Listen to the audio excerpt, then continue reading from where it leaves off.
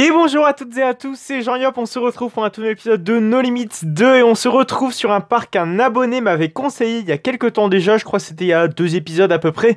On se retrouve sur un champ de foire, littéralement, hein. Vous allez voir, on va pas tester de coaster dans ce petit parc-ci, après on testera d'autres coasters évidemment, comme d'habitude sur plusieurs parcs. N'oubliez pas que chaque parc que je teste, tous les liens sont en description.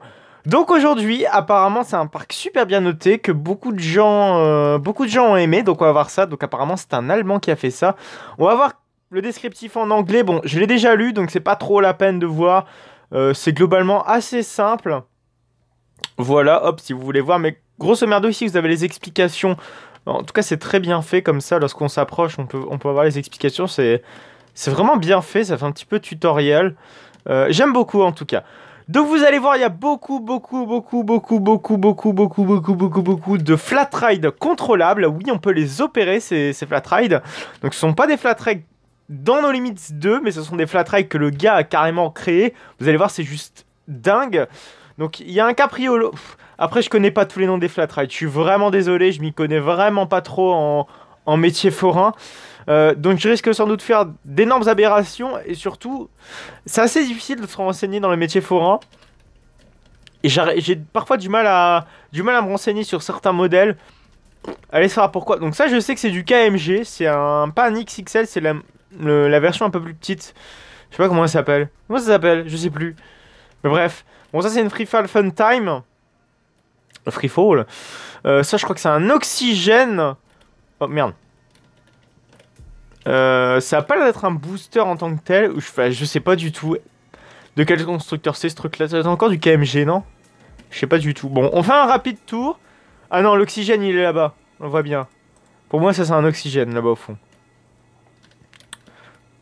Ça ouais, c'est un oxygène. Là, bon, les breakdance, tout le monde connaît.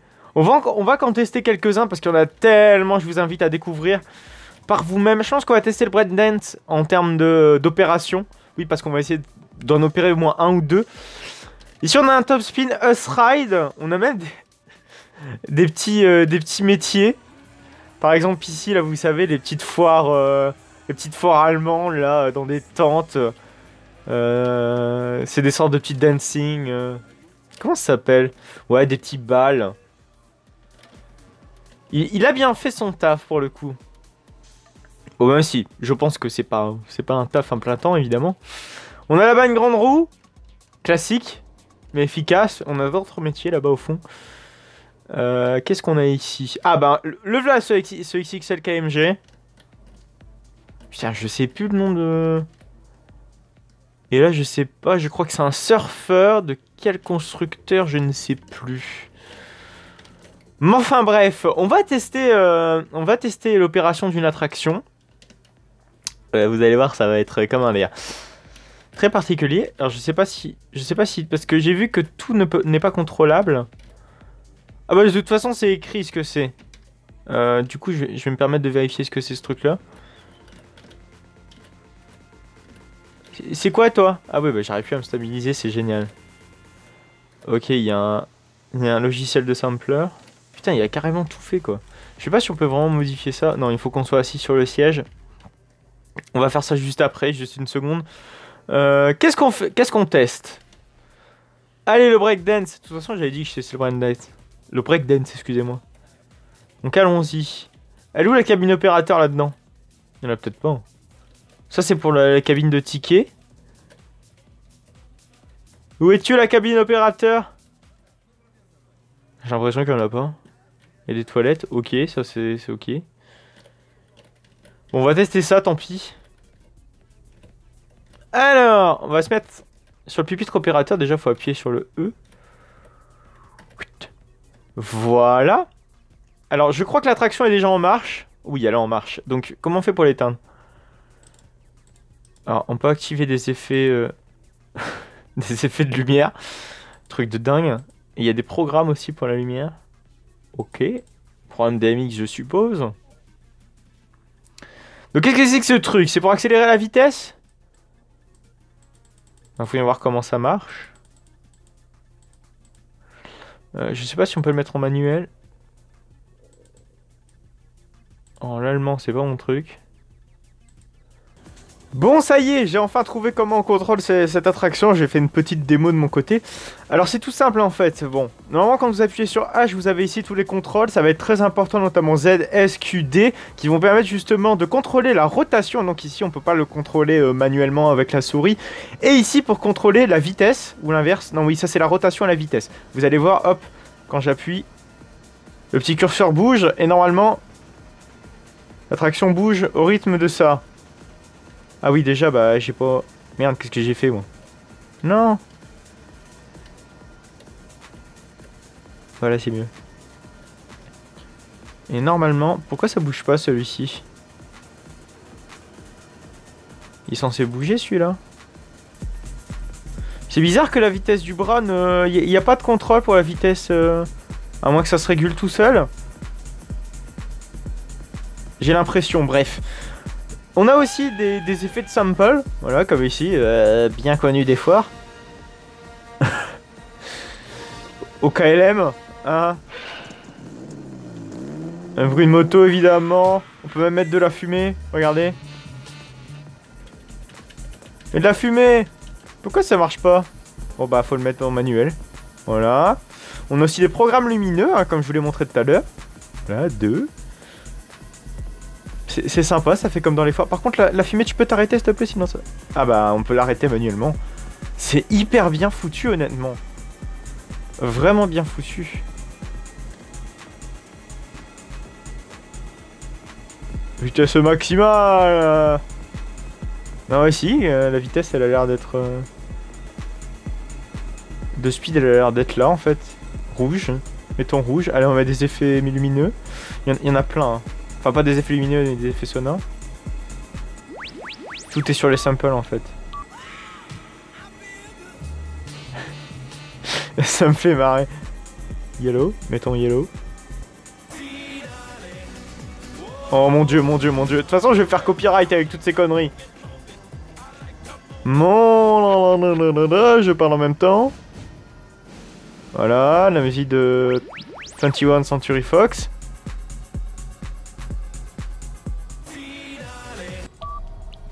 Qu'est-ce que ça? Non mais c'est du délire. Bref, c'est bon, on a compris. Voilà, je pense que c'est à peu près la même chose pour les autres attractions en termes de sample. On va tester un petit coup. Si bien c'est peut-être pas du tout la même chose. Ouais, si c'est la même chose pour tout. Et les CD c'est quoi? Tais-toi!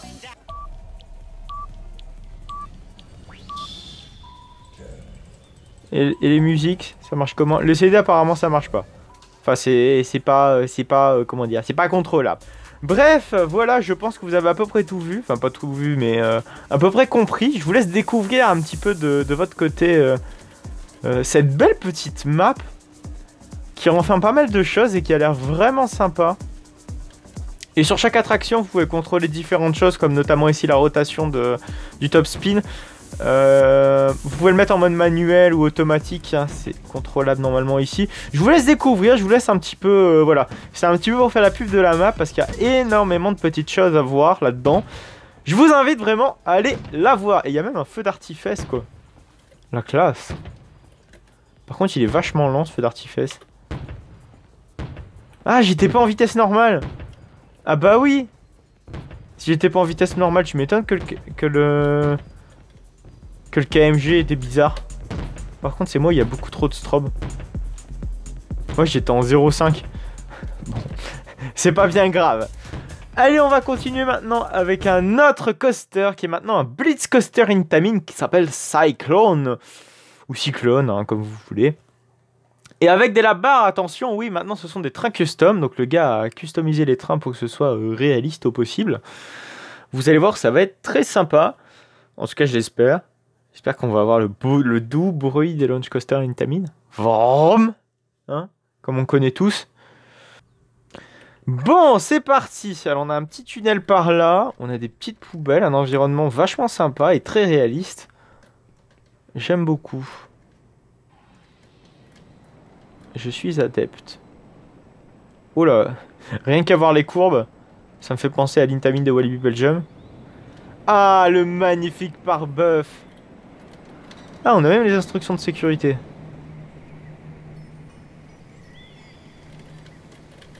Bim. Enfin, faisons le parc bœuf, hein.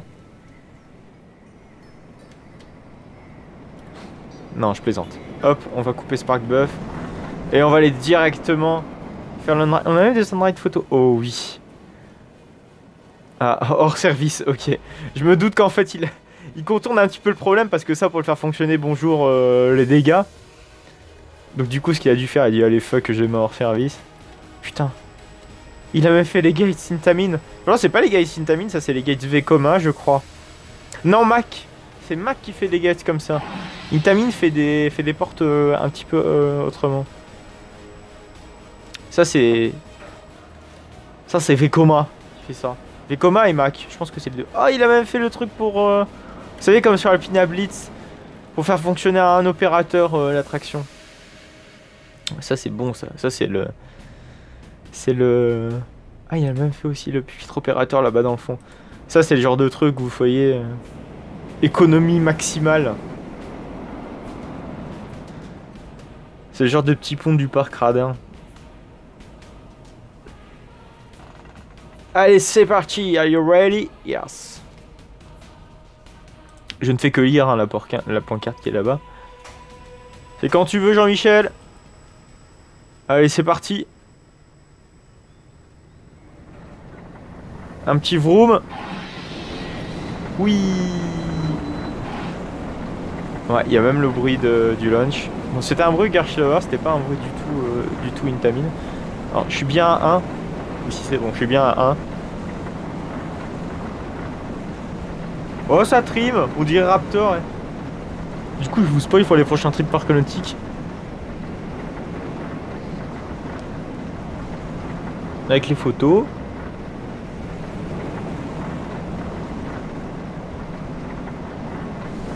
Ah, ça fait un petit peu, vous savez, comme dans les motobike coaster Intamin là qui a SeaWorld. Seulement? Moi je m'attendais à un multi-launch coaster, on en a eu qu'un de launch. C'est court. Mais en tout cas c'est bien fourni en détail, j'aime beaucoup. Putain, le transfert track il est tellement bien fait.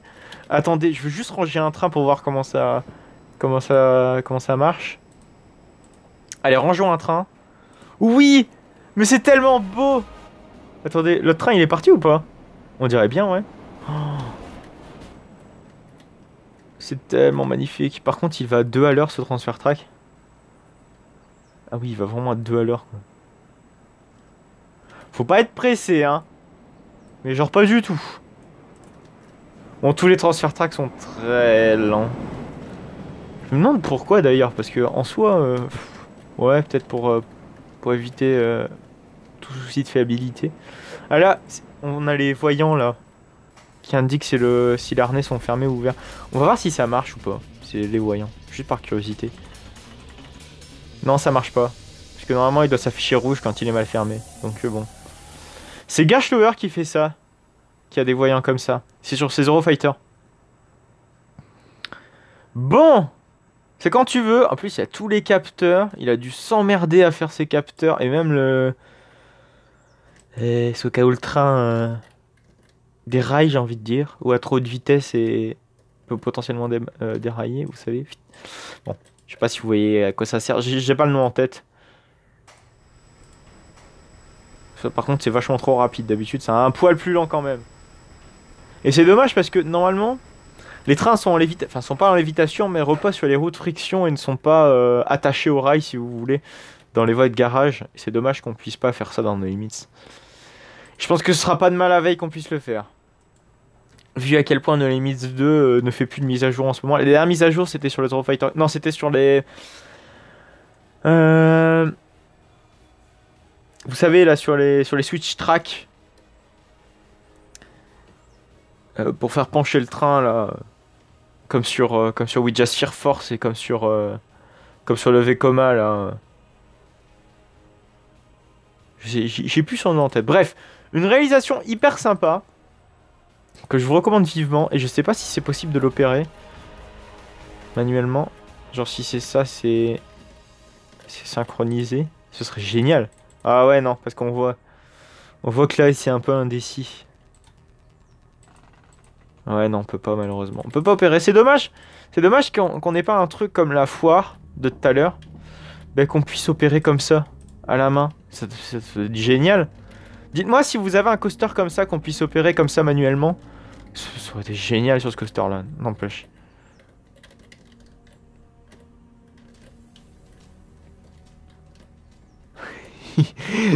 Il y a où?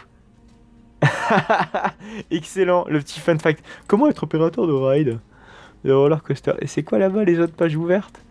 Par contre, je suis désolé, mais la barre des tâches sur le côté gauche, personne ne le fait. Il y a sur le forum Reddit. Ça va être un forum ouais, de coaster. Je sais pas, je pense. En tout cas, je ne connais pas. Bref, on va continuer avec, je pense, un dernier coaster qui s'appelle Motorcycle. Bon alors, on se retrouve, je vous explique une chose. J'ai eu un gros souci de performance sur la map que je voulais vous présenter. J'ai même essayé de tester 2 maps suivantes pour essayer de voir un petit coup si ça venait de mon PC ou si ça venait pas d'ailleurs. Visiblement, ça vient pas de mon PC. C'est un problème de No Limits qui est assez récurrent lorsqu'il y a des parcs avec énormément de détails. Le No Limits, en fait, littéralement... lag, il y a des chutes de FPS.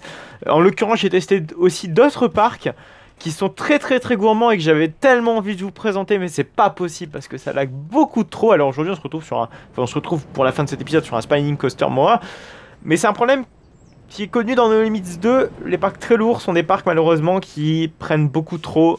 C'est même pas elles prennent beaucoup de performance dans le PC parce que quand je regarde mon gestionnaire de tâches, mon CPU, mon GPU ne tournent qu'à à peine. Mon CPU, allez, 10%, mon GPU, 20%. Donc No Limits 2 ne prend même pas toutes les ressources que propose mon GPU, mon CPU, et c'est dommage, parce que j'ai un gros PC pour rien, du coup. Bon, Planet Coaster utilise entièrement mon PC, mais là No Limits 2 ne l'utilise même pas complètement.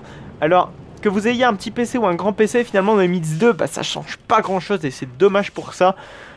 Faudrait faire un gros report là-dessus à No Limits 2, mais bon. Je pense que le problème est connu, j'ai regardé un petit peu les forums, il y a pas que moi qui se plaint au niveau de ça. Mais enfin bon, finalement, au lieu de faire des parcs géniaux, parce que avant je voulais vous montrer aussi un RMC avec des vrais trains RMC, ce qui n'existe pas dans No Limits 2. Bon, on se retrouve sur un Spinning Coaster Mora qui s'appelle Wild Vines, et on va le tester. Et on va le tester en entrance, hein, qui a l'air finalement d'être un coaster forain. Ça a l'air d'être un SC2000. Je connais pas bien le layout des SC2000, mais ça a l'air d'être un SC2000. En fait, je ne sais pas du tout. Il y a un hors-ce-chou, je crois, sur un SC2000 et j'en vois pas un. Peut-être que... Ouais. Non, ça doit pas être un SC2000. Bon, c'est pas grave. On va le tester. Il a l'air très sympathique. Qui repose sur une... sur des cales.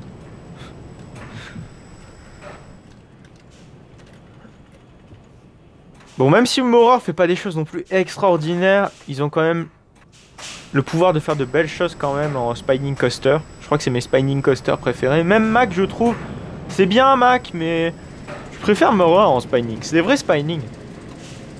Donc allons-y, testons-le en on-ride. Un petit virage.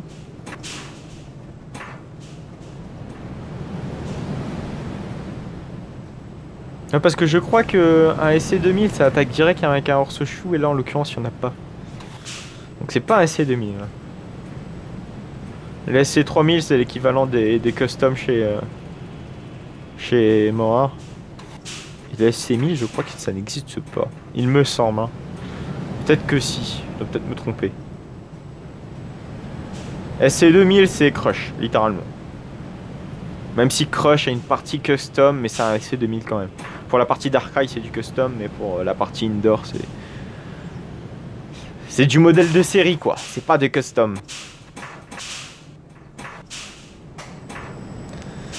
Pour un parc qui se dit soi-disant qualitatif, on se retrouve avec un modèle de série, c'est un petit peu de l'arnaque, hein, honnêtement, de mon point de vue. Faut pas pousser trop mémé dans les orties. Bref, j'espère que cet épisode de No Limits 2 vous aura plu, même s'il est pas complètement satisfaisant. Il n'y a pas tout ce que je voulais dans cet épisode, c'est dommage, mais bon. On est obligé de faire avec malheureusement, hein, et comme dans tout jeu, on est dépendant du jeu, hein, il y a des limites, même si on a beau avoir un bon PC, parfois les développeurs ne font pas tout pour, voilà, malheureusement. Même si No Limits 2 est un jeu très très bien optimisé, il n'est pas pour les très très gros parcs avec beaucoup de détails. En plus, ces parcs que je vais vous présenter ont des détails absolument magnifiques. Malheureusement, c'est pas trop possible. Bref, j'espère que cet épisode de No Limits 2 vous aura plu. En tout cas, n'hésitez pas à liker, n'hésitez pas à commenter, n'hésitez pas à vous abonner pour ne plus manquer aucune autre de mes vidéos. Vous pouvez aller voir mon compte Utip. Et n'hésitez pas à avoir de petites publicités, ça vous permet de me soutenir gratuitement. C'est tout simple, le lien est en description. N'hésitez pas à liker, n'hésitez pas à commenter, n'hésitez pas à vous abonner pour ne plus manquer aucune autre de mes vidéos. La petite cloche comme d'habitude. Allez, à plus tard.